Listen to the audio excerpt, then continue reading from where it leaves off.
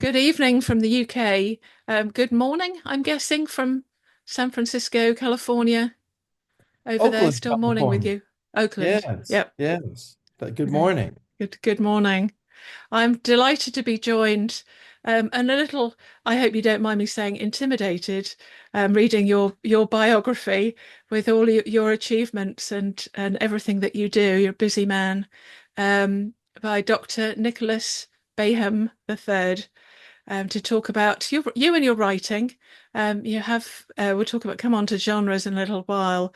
A detective novel, first in a series, and also some non-fiction.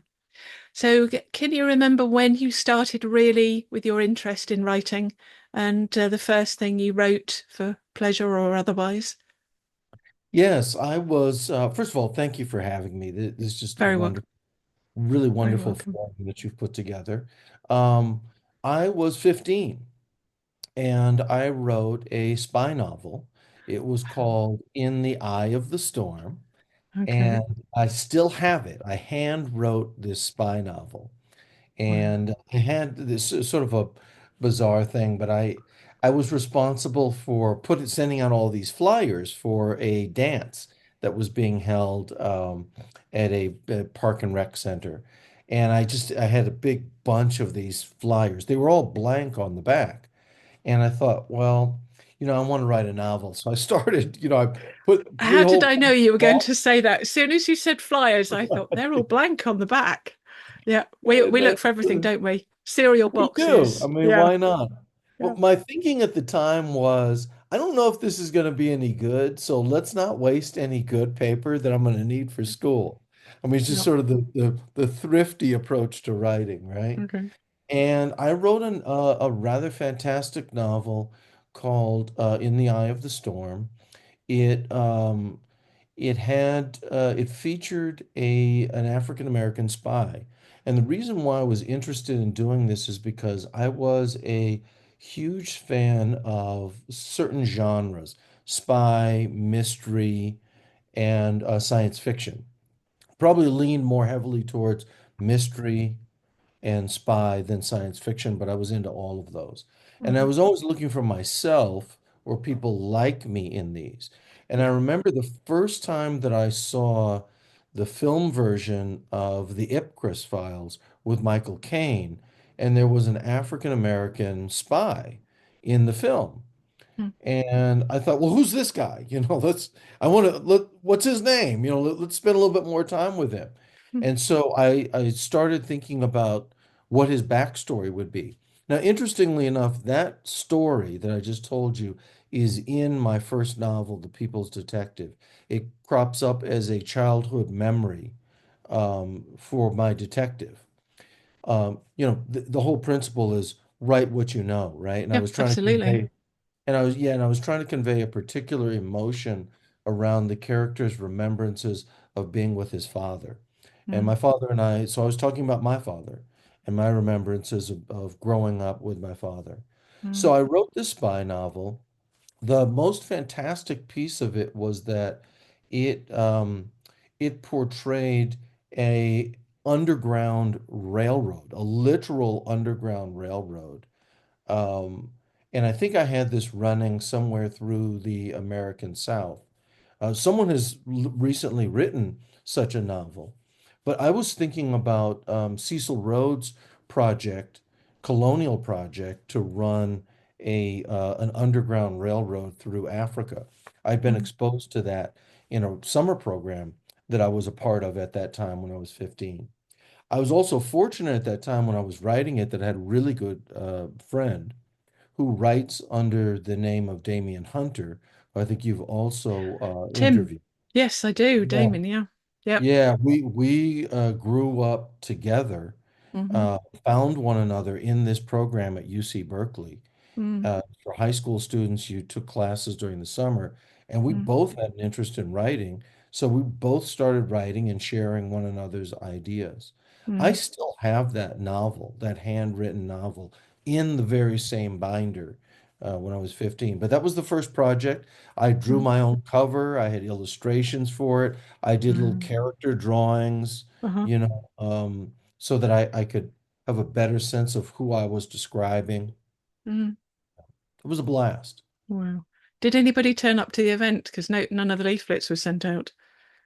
Yeah, that's a good question. There were people who turned up to the event, but I think yeah, even better still is the use that I put to the leaflets. Absolutely. I'd be biased, though. Being a writer, I think, yeah, Right. very wise. And you're still writing, so it was Absolutely. definitely the right thing to do. Yeah. Yeah, I mean, I continued writing. I wrote poetry for a while Mm, when I was in grad school.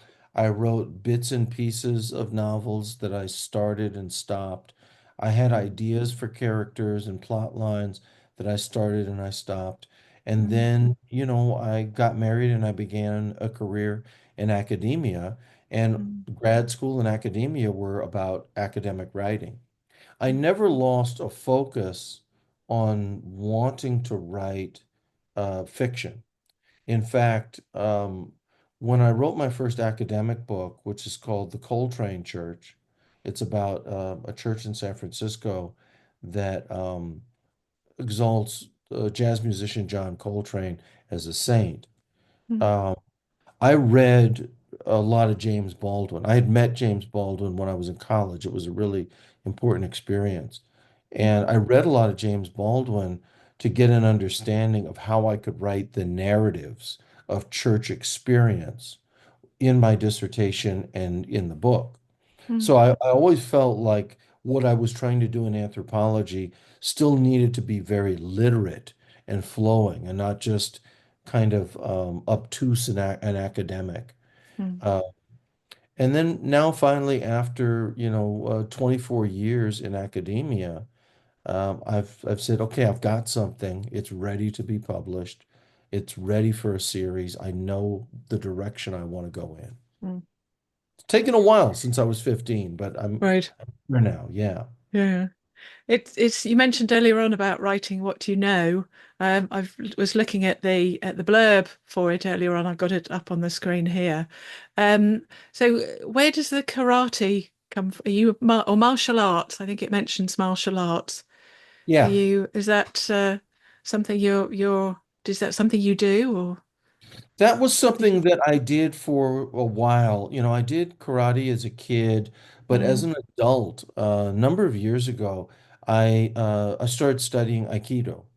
okay. And I thought it was just I went to judo because I had done judo when I was very young, but I Mm, was too old to do judo. I was mm, getting thrown around the dojo. I was running to the bathroom to vomit after randori, right. all this kind of stuff because I'm, Yeah. young randori with 20-year-olds. So I Mm, can't do this anymore. But I still wanted to be connected to, returning to the martial arts. mm, I had never earned a significant belt, but I just loved it. mm, And so I studied Aikido. I spent enough time studying Aikido to understand it, understand its essence.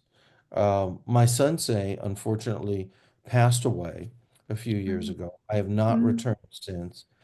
mm. And I developed a little problem with my eyes where my eye doctor kind of said, if you're tumbling and getting thrown and all that, that's Yeah. not really going to be I good for you. No, Yeah, no. so I had to stop it. Yeah. But I really did enough as an adult to feel like I could write about the moves.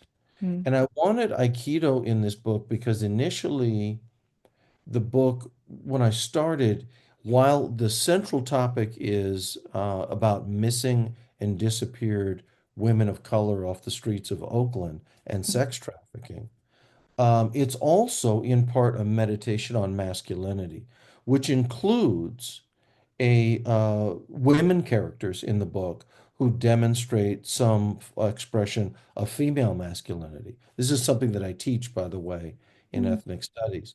So I wanted to deal with masculinity, not men per se, but mm, masculinity in general, and with violence within our communities. mm, And I wanted an art that my characters could use that demonstrates some form of restraint. Now, whether or not they always accomplish that during the course of the book, that's a whole other thing. There's mm, always that inner tension within the book And I really grapple, the characters in the book grapple with whether you can really control violence or not. Mm, We portray it as though we can control it in action books or action films, but that's not mm, really the case. And I take sometimes a kind of a Sam Peckinpah approach to that, which is once the ball gets rolling, it's impossible to stop it. mm. So, if you don't want to use a gun, don't show up with one. Yeah. Really. I think with life and with characters, it's the motivation with your why is your character, we say put a character up in a tree and throw rocks at them. It's Yeah. part of it is the journey, how they stop it happening to them, and how they get down and they're safe, because we want the heroes to be safe by the end of it, and have to solve the problem. But I think if you're given the something that say for instance with the films Taken, Liam Neeson's character, he has his motivation is getting his daughter back in the Yeah. first one. And I think you would do whatever it took to protect the ones you love. Yeah, Um, and I wanted to explore that question of, okay, so you have a horrific crime being mm, committed by an organization that is incredibly well funded, extremely powerful, mm, tapped into local politics, police, etc., mm, corporations that are kind of an invisible hand. So you can say it's justifiable to take them down this way. But my mm, character constantly questions, yeah, it's justifiable, but is it the right thing to do? right. I've done it. Can I live with it? Mm, Will I do it again? What can I do to stop myself from doing it again? And mm, that's really the two central characters, one of whom is a woman, uh, also a martial artist, bodybuilder, and intrepid reporter who uncovers the story. mm, She is then something happens to her, and then a male character comes in not to save the day, but really to facilitate her story getting out. Because it's mm, important that in an issue that's so important for women's rights, that women have complete agency yeah, over ending this problem. mm, So he is at best a middleman in this. But mm, his issue is that he's grieving the loss of a woman that he loved, right. and he's fallen into the bottle, Mm, and he's pulling himself out of it because he now has to respond to the urgency of mm, this mission, this job in front of him. mm, Um, and he's consumed with rage. And so, he comes over the successive books. I'm about 65% through the second book. He's mm, he's more in tune with what this is. Why did I drink? sure. What is going on within me? Mm, Uh, but there's always this attempt to gain greater awareness, to control it, um, and to just, in effect, live a better life as a whole human being. But at yeah. the same time, he's rewarded societally for things that he does that he's not necessarily that proud of. Mm, And there I was really thinking about, there are references to fighting and boxing and martial arts. And there I was actually thinking of someone who isn't named in the book, but if you're a boxing fan, you'll think of this, which is the great Emil Griffith, who was a queer boxer who murdered someone in the ring. right. And he had a hard time living with not only his racial and sexual identity and the intersectionality of Mm, that. But he also had a hard time living with the fact that he was applauded for doing something in the ring that he did not intend to do, mm, and that he had a hard time living with. mm, wow. Sometimes we're rewarded for the wrong things, right? Mm, And if we're good people, we struggle with the fact that yeah, we're being rewarded for something that we're absolutely. not proud of. Absolutely. So when you finished, talk us through your process when you finished your first book. How did you then decide? how you were going to be published? Had you considered the self-publishing route? Did you put it out to agents, to publishers? Or tell us about how it So I came got to lucky. life. I got lucky, and I think a good 50% of life sometimes is, or a particular situation is luck. I would say 50% of this situation is definitely luck. Mm, I walked through that whole self-publishing situation with my good friend Damian Hunter. Uh, and that was really difficult. I remember being with him at bookstores when he's presenting his novel for display, giving away free copies, right? Would you display? Would you sell it? And people mm, are like, okay, let me look this up to see if you're bona fide. mm, Uh, that was soul crushing because he's such a great writer. mm, Um, One of my former students started an independent women of color owned and managed press. mm, um, I reached out to her and I said, you're looking for authors. This is a little crazy, but I've got a book. And she said, oh, really, I'd be really interested in reading it. And I'm mm, thinking, no way you're going to be interested in this. It's just absolutely no way. She loved it. She also loved Damien's book. mm, So I managed to get us both, an audience with her. mm, And we worked it out. We worked, things out our own way, our negotiations. So we're mm. both published through her press, which is Bootstrap Bootstrap. Publication. Yeah. It's been the best experience with a publisher I've ever had. And I've Mm, worked with multiple publishers in academia. mm, Uh, I'm extremely lucky, but the close attention and the investment that she has in the quality of the narrative. She's read it as much as I have. She's helped me through the editing process. And the generational age difference is incredibly helpful. I mean, she gives me really great insight on how someone who's a little bit younger might view this, her marketing insight. I mean, there are things that I've never thought of before. And she just, she comes out with these things constantly. I'm like, oh, I haven't thought mm. of it. I mean, when I have a half hour meeting with her, I come out with about 15 things where I'm like, you can do that, really? Yeah. She's You just mentioned fabulous. yeah.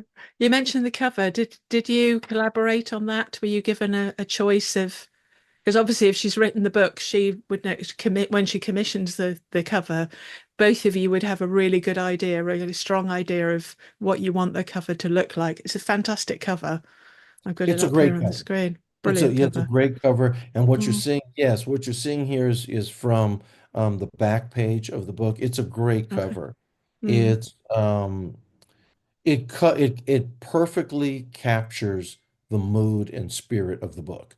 mm, Full stop. I could not have done better. And in fact, I didn't do better. My original cover that I presented to her of the first draft was mm, a picture of a mural that no longer exists in Oakland of the cityscape. But it did give her a sense of the fact that I wanted a cityscape. And she has a team that used artificial intelligence tools that captured my description of the character and some of the mood setting and mm, a particular scene in the book. And the scene is somewhere in the middle of the book. There's a remembrance of an episode when he was a young detective. Um, Sonny is depicted on the front cover with the trench coat, the classic trench coat, the whole thing. mm, That's his look really as a young detective. Through most of the book, he has a different look. He is rather dressed a little bit like myself right now. He has sort of dashiki jeans, boots, leather jacket because he's a motorcycle riding detective who rides a Harley Davidson Fat Boy through the mm, streets of Oakland, California, and adopts a much more casual look. But that mm, was his look as a detective, and so that's captured on the cover. And it may be, by the way, a look that he goes back to from time to time. I mm, fed that in, and then we started tweaking it, and slowly but surely, the last significant tweak was that he did have his revolver in his hand. And I just woke up one morning and I said, let's take that off, okay? Because that's something that he really struggles with in the course of the book is the Mm, violence, the weaponry. He uses it, but he really mm, struggles with it. And I don't yeah. want it to just sort of be emblematic and the classic sort of American cowboy Mm, gunslinger thing. Let, mm, let's let's go with something else. mhm. So there was a lot of work on the cover. At some point, I'll put out a Substack very soon. In fact, I'll put out a Substack detailing the evolution of the cover, which, by the way, is also my publisher's idea. Okay. Yes, I'm yet to jump on the Substack. Quite a few people I know do it, and I'm a WordPress blogger, so I'm sure I can find my way around Substack. So Definitely. that's on my jobs list, on my list to look at. Um, so how much marketing do you do as a? Because obviously self-publishing, you would do it all unless you farmed it out. Um, I'm guessing because even with the top publisher, you'd still be required Yes. to do a lot of the marketing. I'm guessing you do some to a point, but equally, some publishers would say we'd like you to spend time writing. Do you find a balance between writing and the marketing that you need to do? Yeah, I find a balance, and then there's a sort of a structure. There's a program that my publisher uses so that I can hold myself accountable for those things. So we just did a book launch that my publisher helped me put together. Um, this includes things like well, there's a book launch. There's a podcast that we put together for the book. There's social media marketing. They've helped me with the art pieces. The background that you see Hmm. behind me is Yeah. something that my publisher designed, with all the wording behind it. Mm. So I get the tools. We have suggestions. We have regular meetings about things that I can do. I come up sometimes with unique ideas. I have a unique one that I've been working out recently, which is where I give impromptu live readings, very short readings, like a Okay. paragraph or two, of Mm. sections of the book in locations where that scene happens. Brilliant So idea. the first one that I did is the opening of the book, which happens at the West Oakland BART station. And so there I am on the platform at the West Oakland BART station. Yeah. And it was, I got lucky. As soon as I finished my reading, two trains come behind Oh, me. Just, it's beautiful. yeah. Um, That's so a yeah, handy thing about writing where you are. Again, that's it's the right. writing what you know. Yes. Right. So I'm guessing the next book is going to be set somewhere like well, the Bahamas. We could say the Bahamas as it's familiar territory for you. Be a good excuse to have a tax break, all Well, expenses paid trip to you are somewhere okay. new. So you are something of uh, a soothsayer to a degree. Okay, Right. there's a kernel of truth in what you're saying. All right, so the Sunny Trueheart mystery series will be entirely based in Oakland, California. The point of the series is to develop a noir mystery series dedicated to this city. I'm a San Francisco native, but my father had businesses in Oakland, and after I got married, my wife and I made a life for ourselves in Oakland. My son is born in Oakland. I've been in Oakland off and on since 1995. Mm, Okay. With some brief years after the recession where I wasn't here, but I was in an adjacent city. And now I'm back. Okay. I've been back for a while. mm. I intend to devote the series to Oakland.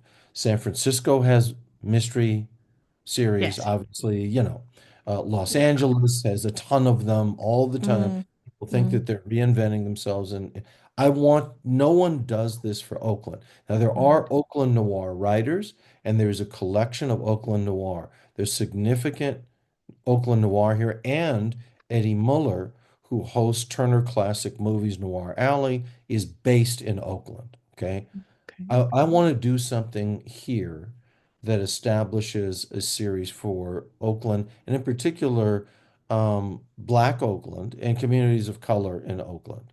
So Mm, the next book will be set in Oakland. All of them will be set in Oakland, and mm, it'll deal with just a different issue. Sonny will continue dealing with sex trafficking to one degree or the other.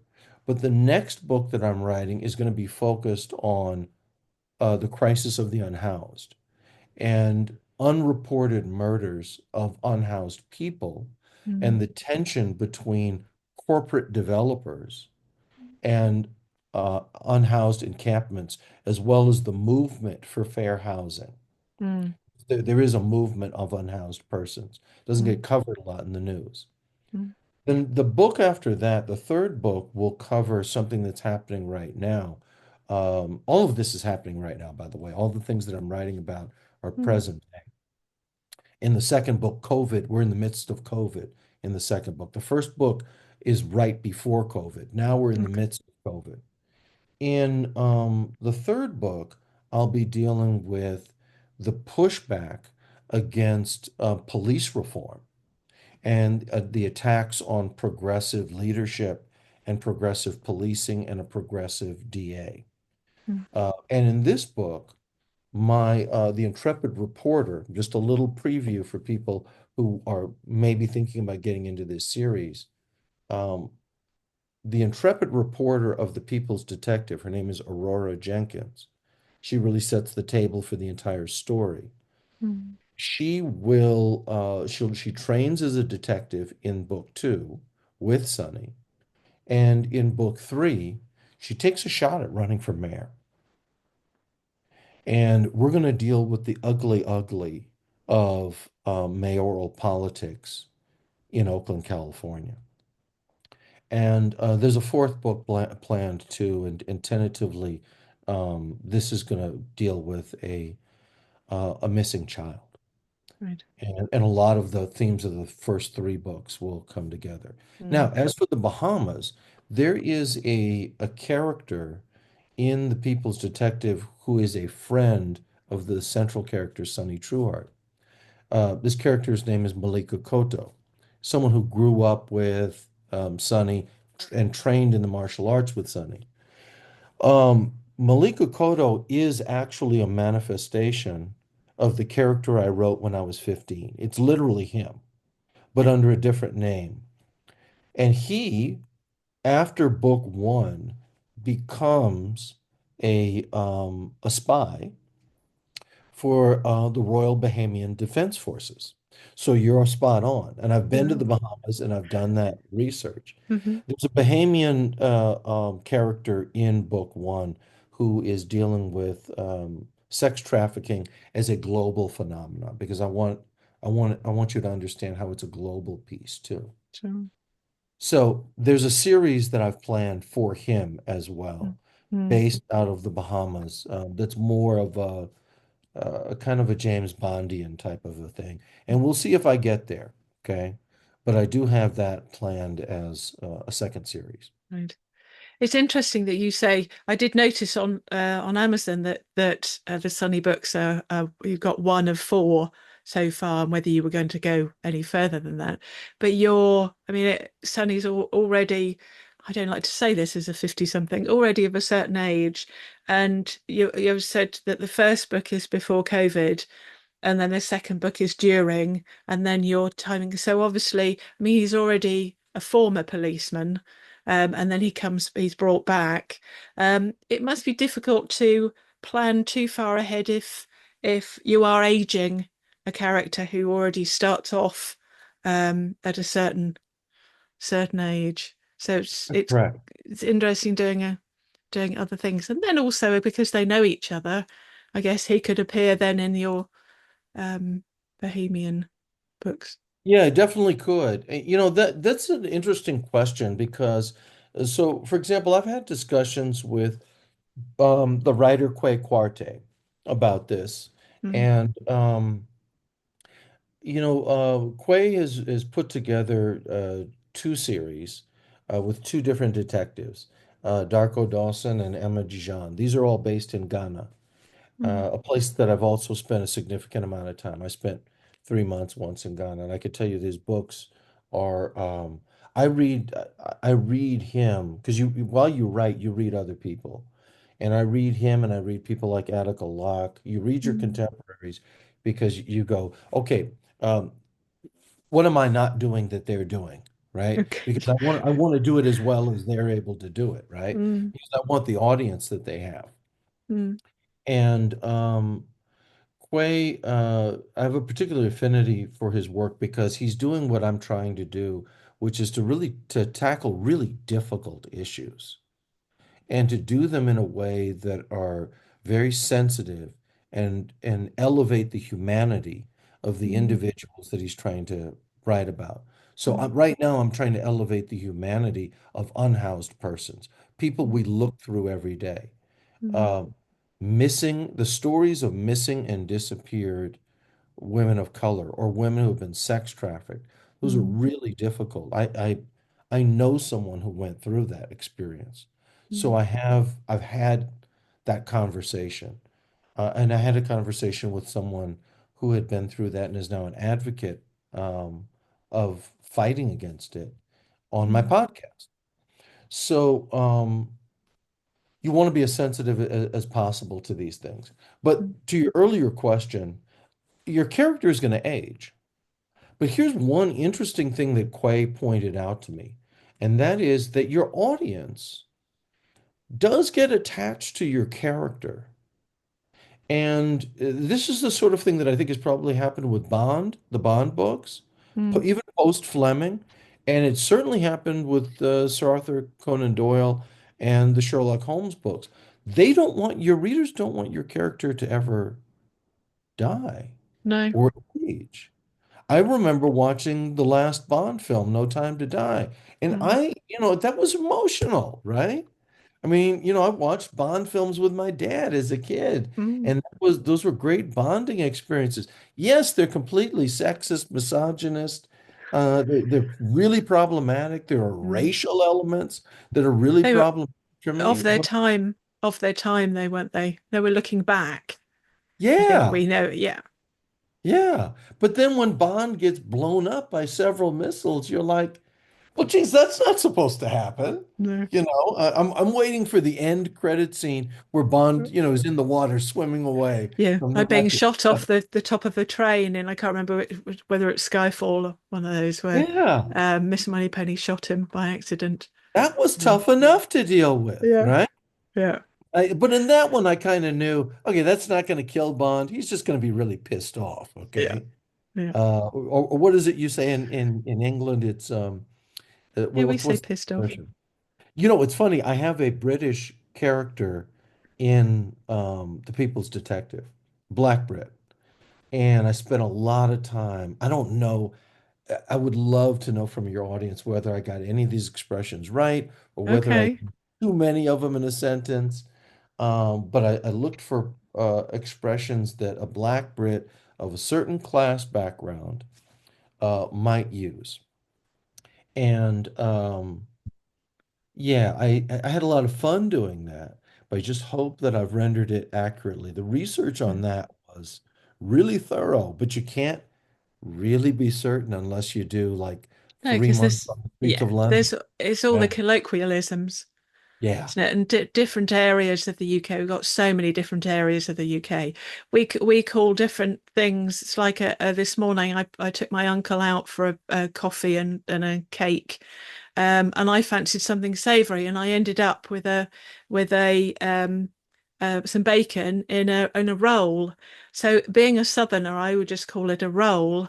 The lady serving said, "Would you like a bacon bap?" So it's exactly the same thing. Well, they are made differently, but um, the different areas have different types of rolls.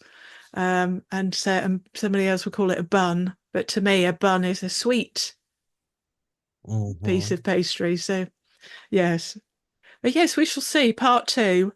Well, I'm sure we'll have some Brits here who've read your book and can tell you how I'd accurate how appreciate the accurate it feedback. is. Yeah, no problem.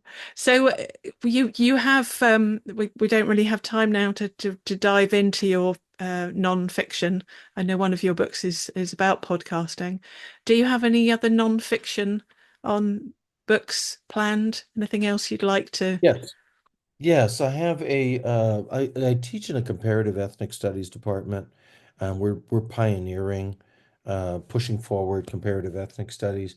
So we will have a comparative ethnic studies. This, by the way, is another English tie-in.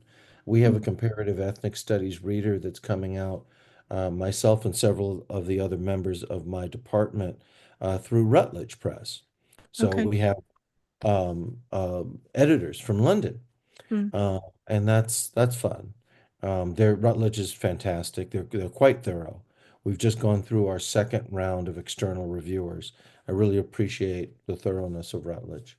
mm, Uh, so that will be coming out as well sometime in 2025, okay. we estimate.